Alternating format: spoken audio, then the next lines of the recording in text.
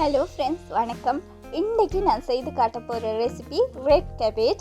இந்த ரெசிபி எப்படி செய்கிறதுன்னு சொல்லி பார்க்கலாம் வாங்க. ரெட் கேபேஜ் செய்கிறதுக்காக 2 கிலோ ரெட் கேபேஜ் எடுத்திருக்கேன். இதை கட் பண்ணி எடுத்துக்கொள்ளலாம்.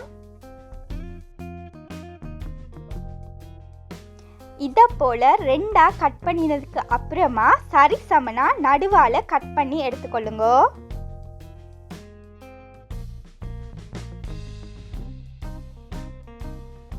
இப்போ பார்த்தீங்கன்னா இதில் இருக்கிற வெள்ளை பகுதி ரொம்பவே ஹாட்டாக இருக்கும். அதனால அதை கட் பண்ணி எடுத்துக்கொள்ளுங்க.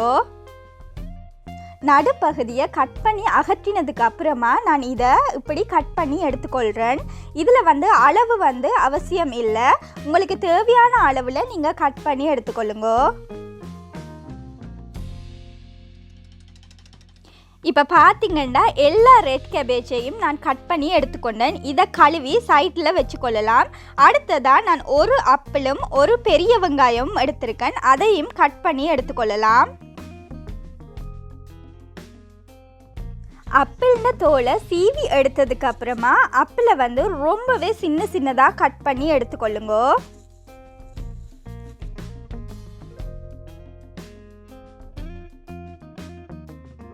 அடுத்ததாக வெங்காயத்தையும் சின்னதாக கட் பண்ணி எடுத்துக்கொள்கிறேன்.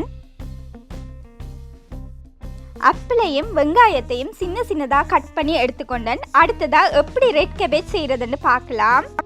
ரெட் கேபேஜ் செய்கிறதுக்காக ஒரு பெரிய கடாயை அடுப்பில் வச்சுருக்கேன். அதில் 1 table spoon butter சேர்த்துக்கொள்கிறேன்.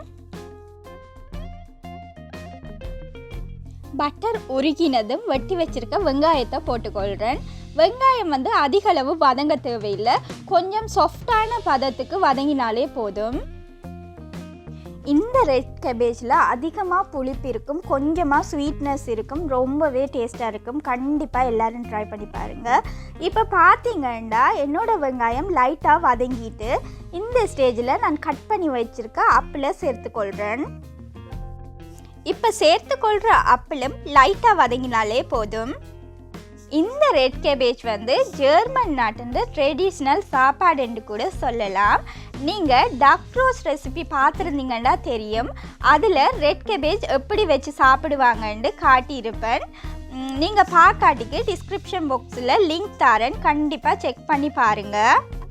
Potato dumpling, mash potato, அதை மாதிரி ஏதாவது ஒரு கிழங்கு சாப்பாடை மெயின் டிஷ்ஷாக வச்சு இந்த ரெட் கேபேஜை சைட் டிஷ்ஷாக வச்சு ஸ்டேக் அதை போல் ஏதாவது ஒரு இறைச்சியை அவங்க கிரில் பண்ணி இல்லைன்னா ரோஸ்ட் பண்ணி வச்சு சோஸ் ஊற்றி சாப்பிடுவாங்க. அது ரொம்பவே நல்லா இருக்கும்.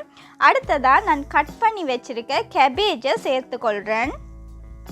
அடுத்ததாக இதில் 2 டேபிள் ஸ்பூன் வினிகர் சேர்த்துக்கொள்கிறேன். உங்களுக்கு புளிப்பு சுவை அதிகம் பிடிக்குமெண்டா 4 டேபிள் ஸ்பூன் வினிகர் சேர்த்துக்கொள்ளுங்க. அடுப்பை மீடியம் ஃப்ளேமில் வச்சு இதை ஒரு 10 நிமிஷத்துக்கு மூடி வச்சுக்கொள்ளலாம்.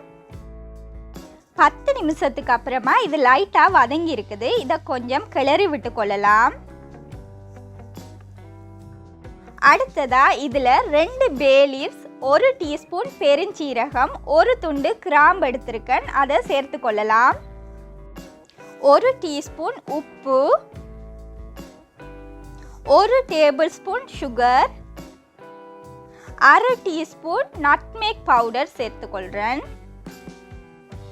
30 மில்லிலிட்டர் ஆப்பிள் ஜூஸ் எடுத்துக்கொள்கிறேன். அதாவது 4 டேபிள் ஸ்பூன் ஆப்பிள் ஜூஸ். ட்ரெடிஷ்னலாக அவங்க செய்கிற ரெசிப்பியில் ரெட் வைன் சேர்த்துக்கொள்ளுவாங்க. ரெட் வைனுக்கு பதிலாக ஆப்பிள் ஜூஸ் கூட செய்து கொள்ளலாம். அடுத்ததாக இதோட 250 மில்லிலிட்டர் நார்மல் தண்ணி சேர்த்துக்கொள்கிறேன். இன்னுமே என்னோட சேனலை சப்ஸ்கிரைப் பண்ணாமல் பார்த்துட்டு இருந்தீங்கன்னா மறந்துடாமல் சப்ஸ்கிரைப் பண்ணிவிடுங்க ஃப்ரெண்ட்ஸ். இதை நல்லா கலந்து விட்டதுக்கு அப்புறமா ஒரு மூடி போட்டு 30 நிமிஷத்துக்கு அடுப்புலையே வச்சுக்கொள்ளுங்க. அடுப்பு மீடியம் ஃப்ளேம்லேயே இருக்கட்டும். 30 நிமிஷத்துக்கு அப்புறமா இது சூப்பராக ரெடி ஆகிட்டு அடுப்பில் இருந்து இறக்கி பிளேட்டுக்கு மாற்றலாம்.